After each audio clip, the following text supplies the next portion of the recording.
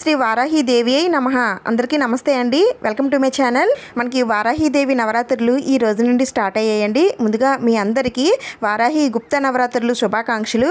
ఆ అమ్మ దయ వల్ల అందరం కూడా ఆయుర ఆరోగ్యాలతో పిల్ల పాపలతో సుఖ సంతోషాలతో ఉండాలని మనస్ఫూర్తిగా ఆ తల్లిని వేడుకుంటున్నాను. ఇంకా ఇవాళ వీడియోలో వారాహీదేవి గుప్త నవరాత్రుల్లో కలసం అఖండ దీపం లేకుండా సులువుగా అమ్మవారిని 9 రోజులు ఎలా పూజించాలనేది నేను వీడియోస్ అయితే చేస్తున్నానండి. ఇంతవరకు 2 నవరాత్రులకు సంబంధించిన పూజా వీడియోస్ అయితే షేర్ చేశాను.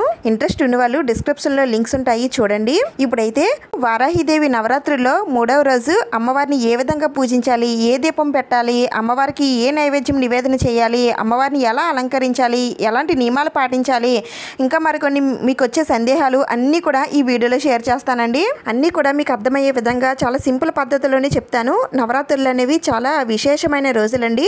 నవరాత్రుల్లో ఆ అమ్మను మనం పూజించాలంటే ముందుగా ఆ అమ్మ దయ మన పైన ఉండాలి. ఆ అమ్మే మన చేత పూజ చేయించుకుంటుంది. అందుకని నవరాత్రుల్లో కనీసం అమ్మవారిని 3 రోజులైనా లేదంటే ఒక్క రోజైనా సరే అమ్మవారికి పూజ చేసుకోవడానికి ప్రయత్నించండి. నవరాత్రుల్లో చేసే పూజ అఖండ ఐశ్వర్యాన్ని సిద్ధింపజేస్తుంది. వారాహీదేవి గుప్త నవరాత్రులు 2025 జూన్ 26 గురువారం నుండి ప్రారంభమయ్యాయండి. నవరాత్రుల్లో 9 రోజులు కూడా 9 రకాల దీపాలతో అమ్మవారిని పూజిస్తే చాలా చాలా మంచిదండి. మొదటి 2 రోజులకు సంబంధించిన పూజా విధానాలు, దీపాలు, నైవేద్యాలు అన్నీ కూడా ముందు వీడియోస్లో ఉన్నాయి చూడండి. ఇంకా 3వ రోజుకి సంబంధించిన దీపం నైవేద్యాలన్నీ కూడా ఈ వీడియోలో చూపిస్తానండి. వీడియోని ఎక్కడ కూడా స్కిప్ చేయకుండా పూర్తిగా చూస్తారని అనుకుంటున్నాను. ముందుగా ఒక చిన్న లైక్ అయితే చేయండి. మీరు చేసే లైక్ వలన మరికొందరికి ఈ వీడియోస్ అనేవి రీచ్ అవుతాయి. నవరాత్రుల్లో 3వ రోజు 2025 జూన్ 28 శనివారం తదియ తిథితో వస్తుందండి. నవరాత్రులు 9 రోజులు కూడా ఒకే రకంగా పూజనైతే చేసుకోవచ్చండి. నేనైతే 9 రోజులు 9 దీపాలు పెట్టుకొని అమ్మవారిని అయితే పూజిస్తాను. మీరు ఎలా చేసుకున్నా సరే పర్వాలేదు. అమ్మవారికి పూజ చేయడానికి ముందుగా పూజాపీఠం దగ్గర కానీ లేదా మీరు పూజ చేసే చోట కానీ ఇలా చక్కగా బియ్యం పిండితో ముగ్గులు వేసుకొని పసుపు కుంకుమలతో అందంగా అలంకరించుకోవాలి. అమ్మవారు ఉన్నటువంటి గదిని మాత్రం ఎట్టి పరిస్థితుల్లో చీపురుతో తొడవడం మాత్రం అసలు చేయకూడదండి. ఏదైనా క్లాత్తో మాత్రమే తొడవాలి. రోజు తెడుగుడ్డ పెట్టుకొని చక్కగా మీకు వచ్చిన ముగ్గుల్ని వేసుకోండి. ముగ్గు లక్ష్మీ స్వరూపం. ఏ ఇంట ముగ్గు ఉంటుందో ఆ ఇంట్లోకి ఆ అమ్మ తప్పకుండా ప్రవేశిస్తుంది. ఇంకా అమ్మవారి దగ్గర మనం ముందు రోజు పెట్టిన పువ్వులు అలాగే దీపపు కుందులు ప్రసాదాలు అన్నీ కూడా తీసేసానండి. పువ్వులు రోజు మార్చాలండి. ముందు రోజు పువ్వుల్ని అసలు ఉంచకూడదు, అవి నిర్మాల్యం అవుతాయి. అందుకని నెక్స్ట్ డే అవి ఎంత ఫ్రెష్గా ఉన్నా సరే తీసేయండి. ఆ పువ్వుల్ని ద్వారబంధం దగ్గర కానీ లేదంటే ఒక బౌల్లో వాటర్ వేసి అందులో అయినా సరే వేసి హాల్లో పెట్టుకోండి. మరి ఉదయం పెట్టిన పువ్వుల్ని సాయంత్రం మళ్ళీ మార్చాలా అండి అంటే అవసరం లేదండి. ఉదయం పెట్టిన పువ్వులు అలానే ఉంచుకొని సాయంత్రం దీపారాధన చేసుకొని మళ్ళీ మీరు పూజనైతే చేసుకోవచ్చు. ఒక రాత్రి గడిస్తేనే పువ్వులు నిర్మాల్యం అవుతాయి. ఈ రోజు శనివారం వచ్చింది కాబట్టి నేను వారాహీదేవి అమ్మ దీపాన్ని కూడా నేను శుభ్రం చేసుకోవడానికి తీసుకున్నాను. అలాగే వినాయకుడు విగ్రహాన్ని కూడా నేను తీసుకున్నానండి. ఆ 2 కూడా శుభ్రం చేసుకొని మళ్ళీ పెట్టుకుంటాను. వినాయకుడి విషయంలో చాలా మంది చాలా డౌట్స్ అడుగుతున్నారండి. అవన్నీ కూడా చెప్తాను. పూజాపీఠం పైన అక్షింతలు అవి ఉంటే అమ్మవారి వైపుకే తోసి వదిలేయండి. అమ్మవారిని మాత్రం కదిలించకండి. అమ్మవారి విగ్రహాన్ని అయితే నేను తీయలేదండి. ఈ రోజు శనివారం 3వ రోజు 2 కూడా బాగానే కలిసి వచ్చేయండి. మీరు ఒకవేళ అమ్మవారిని తీసి అభిషేకం చేసుకోవాలనుకుంటే అభిషేకం చేసుకోవచ్చు. నేను ఈ రోజు అభిషేకం అయితే చేయట్లేదండి. 5వ రోజు చేస్తాను. అందుకని నేను అమ్మవారిని అయితే ఏమీ కదిలించలేదు, అలానే ఉంచుకున్నాను. ఇంకా అమ్మవారి దగ్గర పెట్టిన నిమ్మకాయలు అలాగే పసుపు కమ్ములు ఇవన్నీ కూడా పెట్టుకున్నాం కదండి, అవన్నీ కూడా అలానే ఉంచండి. ఇంకా అమ్మవారి ఫోటోకి వేసిన పెద్ద గాజుల మాల, చిట్టు గాజుల మాలలు అయితే నేను తీసేసుకున్నానండి. ఈ రోజు అమ్మవారికి కొత్త మాలను అయితే సమర్పిస్తాను. మరి తీసిన గాజుల మాలను ఏం చేయాలని మళ్ళీ మీకు సందేహం అయితే రావచ్చు. ఆ పెద్ద గాజులు కానీ చిట్టు గాజులు కానీ ఏ గాజులైనా సరే అమ్మవారికి వేసిన తర్వాత ఆ గాజులు తీసి మన చేతులకు వేసుకుంటే చాలా చాలా మంచిదండి. లేదంటే మీ ఇంటికి ఎవరైనా ముత్తైదువులు వచ్చినట్లయితే వారికైనా సరే తాంబూలంలో పెట్టి ఇవ్వచ్చు. లేదంటే ఆ గాజుల మాలని పసుపు వాటర్లో శుభ్రం చేసేసుకొని పక్కన పెట్టుకోండి. మళ్ళీ అమ్మవారికి శుక్రవారాల్లో కానీ లేదంటే అమ్మవారి పూజలప్పుడు కానీ మళ్ళీ అమ్మవారికి వేయచ్చు. ఇంకా నేనైతే పూజలో ముందు రోజు పెట్టినవన్నీ కూడా తీసేసి ఇలా అంతా కూడా నీట్గా చేసేసుకున్నానండి. ఇప్పుడు ఇంకా పూజ ఎలా చేయాలో చూద్దాం. ముందుగా అయితే నా చేతులకి గోరింటాకి ఎలా ఉందో నాకు కామెంట్స్లో చెప్పండి.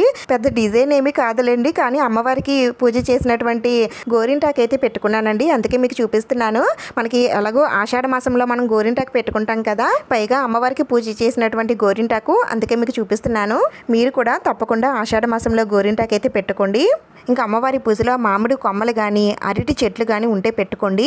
ఈ అరటి చెట్లు అయితే ఆర్టిఫిషియలేనండి, మీకు రియల్ దొరికితే తప్పనిసరిగా తెచ్చుకోండి. వీటిని ఒక్క రోజులోనే తీయవలసిన అవసరం ఏమీ లేదండి. మామిడి కొమ్మలు అయితే 2-3 రోజులు ఉంచుకోవచ్చు. అదే అరటి చెట్లు అయితే మీరు నవరాత్రులు 9 రోజులు కూడా ఉంచుకోవచ్చు. మళ్ళీ మీకు సందేహం వస్తుందని ముందే చెప్తున్నాను. ఇంకా ఈ రోజు నేను అమ్మవారికి తులసి మాలను అయితే సమర్పిస్తున్నానండి. అమ్మవారికి తులసి మాల వేస్తున్నారేంటి అని తెలియని వారికి సందేహం అయితే రావచ్చు. అమ్మవారు సాక్షాత్తు వరాహ స్వామివారి స్వరూపం అండి. వరాహ స్వామివారి స్త్రీ రూపమే వారాహి అమ్మవారు. అందుకనే ఆ స్వామివారికి ఇష్టమైనవన్నీ కూడా మనం అమ్మవారికి కూడా సమర్పిస్తాము. ఒకవేళ మీకు తులసి మాల అందుబాటులో లేకపోయినట్లయితే మీకు దొరికిన పువ్వుల మాలలతో అమ్మవారిని అందంగా అలంకరించండి. ఇక్కడ ఒక విషయం చెప్పడం మర్చిపోయానండి. అమ్మవారికి నేను గాజుల మాలలన్నీ తీసేసాను కానీ వస్త్రమాలను అయితే నేను తీయలేదండి. ఈ మాలను నేను ఇలానే ఉంచుకున్నాను. ఈ వస్త్రమాలను మీరు 9 రోజులు ఉంచుకోవచ్చు, లేదంటే మధ్యలో మీకు ఎప్పుడైనా తీయాలి అనుకుంటే తీసేవచ్చండి. మరి ఇలా తీసిన వస్త్రమాలను కానీ పువ్వుల మాలను కానీ ఏం చేయాలండి అంటే ఏదైనా పారే నీటిలో కలిపేయాలండి, లేదంటే ఏదైనా పచ్చటి చెట్ల పైన అయినా సరే వేసేయచ్చు. మీకు డౌట్స్ రాకముందే నేను అన్నీ కూడా చెప్తాను, అందుకని ప్లీజ్ మన ఛానల్ని సబ్స్క్రైబ్ చేసుకోండి. ఇంక తర్వాత నేను ఇక్కడ వినాయకుడిని అయితే పెట్టుకుంటున్నానండి. అయితే నేను ఇక్కడ వినాయకుడి విగ్రహాన్ని పెట్టుకుంటున్నాను. మీరు విగ్రహం పెట్టుకోవచ్చు, పసుపు వినాయకుడిని పెట్టుకోవచ్చు, లేదంటే వినాయకుడి ఫోటో కూడా పెట్టుకోవచ్చు. అయితే వినాయకుడి కింద వేసినటువంటి బియ్యాన్ని రోజు మార్చాలా, కొత్త బియ్యం వేయాలని అడుగుతున్నారు. రోజు కొత్త బియ్యం వేసి స్వామివారిని పెట్టుకుంటే మంచిదేనండి, కానీ వేయకపోయినా ఏమీ పర్వాలేదు. కానీ స్వామివారిని ఆకులో కానీ లేదంటే ప్లేట్లో కానీ పెట్టుకోవాలి. నేను మొదటి రోజు స్వామివారిని బియ్యంలో పెట్టుకుని పూజనైతే చేసుకున్నానండి. ఇంకా తర్వాత స్వామివారిని బియ్యం లేకపోయినా ప్లేట్లో అయినా సరే పెట్టుకుని పూజనైతే చేసుకోవచ్చు. కింద వేసినటువంటి బియ్యంతో మనం అన్నం వండుకోవడం లేదంటే ప్రసాదాలు చేసుకోవడం లాంటివి చేయొచ్చు. ఇంకా తర్వాత నవరాత్రుల్లో మధ్యాహ్నం పూట పడుకోవచ్చు అని అడుగుతున్నారు. మనం రోజంతా కూడా ఎన్నో పనులు చేసి అలసిపోయి ఉంటాం కాబట్టి పడుకోవడంలో తప్పేమీ లేదండి. కొద్దిసేపు పడుకోవచ్చు. ఆ తర్వాత సాయంత్రం లెగిసిన తర్వాత మీరు యథావిధిగా స్నానం అది ఆచరించి మీరు ఎలా అయితే పూజ చేసుకుంటారో ఆ విధంగా పూజ కూడా చేసుకోవచ్చు. ఇంకా ఈ నవరాత్రుల్లో నాన్ వెజ్ అయితే తినమండి, కానీ ఉల్లి వెల్లుల్లి కూడా తినకూడదా అని అడుగుతున్నారు. తినకుండా ఉంటే మంచిదేనండి. మేము అలా ఉండలేమండి, మా ఇంట్లో వాళ్ళు ఉండలేరు అని అనుకుంటే మాత్రం మీరు ఒక్క నాన్ వెజ్ ఒకటి తినకుండా ఉంటే సరిపోతుంది. ఇంకా కొబ్బరికాయనైతే 9 రోజులు కొట్టాలని అడుగుతున్నారు. మీ దగ్గర ఉంటే కొట్టచ్చండి, లేకపోయినా ఏమీ పర్వాలేదు. మీరు రోజు తప్పించి రోజైనా కొట్టచ్చు, మీ దగ్గర ఉన్నప్పుడు కొట్టచ్చండి. కానీ అమ్మవారికి నైవేద్యాలు అయితే పెట్టాలి. ఇంకా తర్వాత మా ఇంట్లో 2-3 ఆడవారు ఉంటారండి. ఒకరికి డేట్ వస్తే మరి మేము కూడా పూజ చేసుకోకూడదా అని అడుగుతున్నారు. అలా ఏం లేదండి. వారిని దూరంగా ఉంచి ఒక రూములో ఉంచి లేదంటే వారిని ముట్టుకోకుండా వారు మీ పూజ గది దగ్గరికి రాకుండా చూసుకుంటాము అని అనుకుంటే మాత్రం మీరు పూజ చేసుకోవచ్చు. ఒకవేళ ఆడవారికి మధ్యలో పీరియడ్స్ వస్తే ఏం చేయాలండి అని అడుగుతున్నారు. అలా మీ మధ్యలో పీరియడ్స్ వస్తే మాత్రం మీ ఇంట్లో వాళ్ళు ఆ పూజని కంటిన్యూ చేయొచ్చండి. మా ఇంట్లో మగవారే ఉంటారండి, వారికి పూజ ఎలా చేయాలో తెలియదు అని అంటే చాలా సింపుల్గా చెప్పండి. ఒక దీపం పెట్టమని చెప్పండి. అమ్మవారికి ఇష్టమైన ఏవైనా భూమిలో పండేటువంటి క్యారెట్లు కానీ బీట్రూట్ కానీ ఏదో ఒకటి నైవేద్యం పెట్టి ఆ అమ్మవారి ద్వాదశ నామాలు చదవమని చెప్పండి. ఇలా సింపుల్గా చెబితే ఎవరైనా సరే చేస్తారండి. ఇలా చేస్తే ఆ రోజు కూడా మీరు పూజ చేసినట్లే అవుతుందండి. మీ ఇంట్లో వాళ్ళు పూజ చేసినా సరే ఇంట్లో ఉన్న వాళ్ళందరికీ కూడా ఆ పూజా ఫలితం అనేది దక్కుతుంది. అలా పూజ చేయడానికి ఎవరు లేరు అని అనుకుంటే మాత్రం ఒకవేళ మీరు పూజా పీఠాన్ని వేసి పూజ చేసినట్లయితే పూజా పీఠాన్ని ఎవరి చేతైనా సరే ఎత్తి పెట్టించేయండి. మీకు అడ్డంకి తీరిన తర్వాత ఇంకా నవరాత్రులు మిగిలితే కనుక 5వ రోజు నుంచి మీరు పూజ అనేది చేసుకోవచ్చు. ఇంకా ఇక్కడ నేను పూజ కావాల్సినవన్నీ కూడా పెట్టుకుంటున్నానండి. దీపపు కుందులు పెట్టుకున్నాను. మీ దగ్గర ఏ కుందులు ఉంటే అవి పెట్టుకోండి. ఇంకా నవరాత్రుల్లో 3వ రోజు ప్రత్యేకంగా వెలిగిస్తాం కదండి దీపం, ఆ దీపం అయితే ఇక్కడ పెడుతున్నాను. 3వ రోజు కొబ్బరికాయ దీపం అయితే పెట్టాలండి. దానికోసం ఒక ఇత్తడి ప్లేట్ తీసుకొని దాన్ని నిండుగా కానీ లేదంటే 3 గుప్పిట్లు కానీ బియ్యం వేసుకోవాలి. ఇప్పుడు ఆ బియ్యం పైన కొద్దిగా పసుపు కుంకుమలు ఉంచుకోవాలి. ఇప్పుడు ఒక కొబ్బరికాయ అయితే తీసుకోవాలండి. ఇప్పుడు ఈ కొబ్బరికాయను కొట్టి 2 ముక్కలు చేయాలండి. దీంట్లో ఉన్న నీటిని అమ్మవారికి నైవేద్యంగా పెట్టచ్చు. కొబ్బరికాయ 2 ముక్కలు కూడా సమానంగానే పగలగొట్టవలసిన అవసరం ఏమీ లేదండి. ఒకటి పెద్దదైనా ఒకటి చిన్నదైనా వచ్చిన ప్రాబ్లం ఏమీ లేదు. దీపం పెట్టుకునేలాగా మాత్రం పగలగొట్టండి. ఇంకా ఈ కొబ్బరికాయకి వెనకాతల ఇలా పీచులాగా ఉంటుంది కదండి, దాన్ని కూడా తీసేయాలి. 2 చెక్కలను కూడా ఈ విధంగా తయారు చేసుకోవాలి. ఇప్పుడు ఈ 2 చెక్కలకి పసుపు కుంకుమలతో కానీ చందనం కుంకుమలతో కానీ బొట్లు పెట్టుకోవాలండి. 5 బొట్లు అయితే పెట్టాలి. ఇలా పెట్టిన తర్వాత ఈ 2 చెక్కలను కూడా మనం ముందు వేసుకున్న బియ్యంలో పెట్టుకోవాలండి. కొబ్బరికాయ తిరగబడే ఛాన్స్ ఉంటుంది కాబట్టి కాస్త జాగ్రత్తగా పెట్టుకోండి. ఇప్పుడు దీంట్లో ఆవు నెయ్యి కానీ, కొబ్బరి నూనె కానీ, నువ్వుల నూనె కానీ వేసి ఎర్రని ఒత్తులతో దీపారాధన చేయాలండి. ఈ నవరాత్రుల్లో కనుక కొబ్బరికాయ దీపాన్ని వెలిగించడం వలన మనకున్న ఆర్థిక సమస్యలన్నీ కూడా తొలగిపోతాయండి. అలాగే మనం కోరిన కోరికలన్నీ కూడా నెరవేరుతాయి. మనం అనుకున్న పనుల్లో విజయం సాధిస్తాము. అందుకని తప్పకుండా కొబ్బరికాయ దీపాన్ని అయితే పెట్టుకోండి. ఈ దీపంలో కొద్దిగా చవ్వాది పౌడర్ కానీ లేదంటే ఏమైనా లిక్విడ్స్ కానీ ఉంటే వేయండి. దీపం వెలిగినంతసేపు కూడా మంచి సువాసన వస్తుంది. ఇంకా ఇంతేనండి, పూజకి కావాల్సిన అన్ని సామాగ్రి కూడా నేను పెట్టేసుకున్నాను. ఇప్పుడు పూజ ఎలా చేయాలో చూద్దాం. ముందుగా ఏకహారతితో కామాక్షి దీపాన్ని వెలిగించండి. ఆ తర్వాత మీరు ఏ దీపపు కుందులు పెట్టుకున్నారో అవన్నీ కూడా వెలిగించుకోండి. కొబ్బరికాయ దీపాన్ని అయితే వెలిగించొద్దు. మిగిలిన దీపపు కుందులన్నీ కూడా వెలిగించేసుకోండి. దీపం వెలిగించిన తర్వాత దీపలక్ష్మికి దండం పెట్టుకోండి. ఆ తర్వాత వినాయకుడి పూజను అయితే ప్రారంభించాలి. వినాయకుడికి దీపదోప నైవేద్యాలతో మీకు వచ్చిన మంత్రాలతో స్వామివారిని చక్కగా పూజించండి. స్వామివారికి ఈరోజు నేను డ్రై ఫ్రూట్స్ నైవేద్యంగా నివేదన చేస్తున్నానండి. తర్వాత హారతనిచ్చి దండం పెట్టుకోండి. ఆ తర్వాత 3 సార్లు స్వామివారిని కదిపేయండి. ప్రతిరోజు కూడా స్వామివారిని కదుపుతాము. మరి కొందరైతే కదపరండి. 9 రోజులు కూడా అలానే వినాయకుడిని ఉంచుకొని పూజను అయితే చేసుకుంటారు. ఎలా అయినా సరే చేసుకోవచ్చు. నేను మధ్య మధ్యలో స్వామివారిని తీసి శుభ్రం చేసుకుంటాను కాబట్టి స్వామివారిని కదిలించేసుకుంటాను. ఇప్పుడు ఇంకా అమ్మవారి పూజను అయితే ప్రారంభించాలి. ముందుగా మనం పెట్టుకున్న కొబ్బరికాయ దీపాన్ని వెలిగించాలి. దీపం దగ్గర కొద్దిగా పసుపు, కుంకుమ, అక్షింతలు వేసి దీపలక్ష్మికి దండం పెట్టుకోండి. ఆ తర్వాత అమ్మవారి పూజను అయితే ప్రారంభించాలి.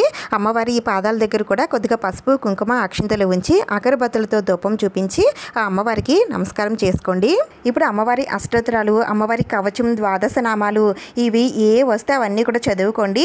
ఇవేమీ రావండి అని అనుకుంటే ఓం వారాహి దేవ్యై నమః అనే మంత్రాన్ని 108 సార్లు జపించుకుంటూ పూజనైతే చేసుకోండి. వీటితో పాటు లక్ష్మీ అష్టోత్తరాలు, సహస్రనామాలు, విష్ణుమూర్తి అష్టోత్తరాలు ఇలా మీకు ఏది వస్తే అవన్నీ కూడా చదువుకోవచ్చండి. ఇవేమీ మాకు రావండి అని అనుకుంటే కనీసం సెల్ ఫోన్లో ఆడియో పెట్టుకొని సరే మీరు వింటూ అమ్మవారికి పూజ అనేది చేసుకోవచ్చండి. ఈ రోజు నేను అమ్మవారికి తులసి దళాలని సమర్పిస్తున్నానండి. అలాగే జాజి పువ్వులతో పూజనైతే చేస్తున్నాను. అయితే అమ్మవారికి బిలవ పత్రాలతో పూజ చేస్తే చాలా చాలా మంచిదండి. మీకు గనక దొరికినట్లయితే తప్పకుండా తెచ్చుకొని వాటితో అమ్మవారిని పూజించండి. అలాగే అమ్మవారిని కుంకుమతో కూడా అర్చించండి.